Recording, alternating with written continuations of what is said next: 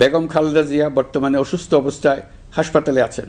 এই বিষয়টি আমাদের সকলের জন্যই উদ্বেগের বিষয়। বেগম খালেদা জিয়া বাংলাদেশের ইতিহাসের একটি গুরুত্বপূর্ণ অধ্যায়ের অবিচ্ছেদ্য অংশ। প্রিয় দেশবাসী, আপনারা জানেন জাতীয় নেত্রী, দেশের 3 বারের সাবেক প্রধানমন্ত্রী, গণতান্ত্রিক রাজনীতির অন্যতম শীর্ষ ব্যক্তিত্ব এবং বিএনপি চেয়ারপারসন বেগম খালেদা জিয়া বর্তমানে অসুস্থ অবস্থায় হাসপাতালে আছেন। এই বিষয়টি আমাদের সকলের জন্যই উদ্বেগের বিষয়। অন্তর্বর্তীকালীন সরকার বেগম খালেদা জিয়ার অসুস্থতার বিষয়টি শুরু থেকেই সর্বোচ্চ গুরুত্ব দিয়ে আসছে। বেগম খালেদা জিয়া বাংলাদেশের ইতিহাসের একটি গুরুত্বপূর্ণ অধ্যায়ের অবিচ্ছেদ্য অংশ।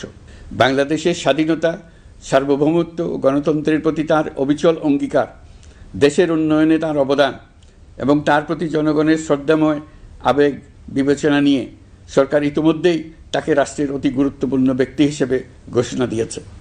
সরকারের পক্ষ থেকে তার চিকিৎসা নিশ্চিত করতে পরিবারের ইচ্ছাকে সম্মান দেখিয়ে প্রয়োজনীয় সব ধরনের সহযোগিতা দেওয়া হচ্ছে।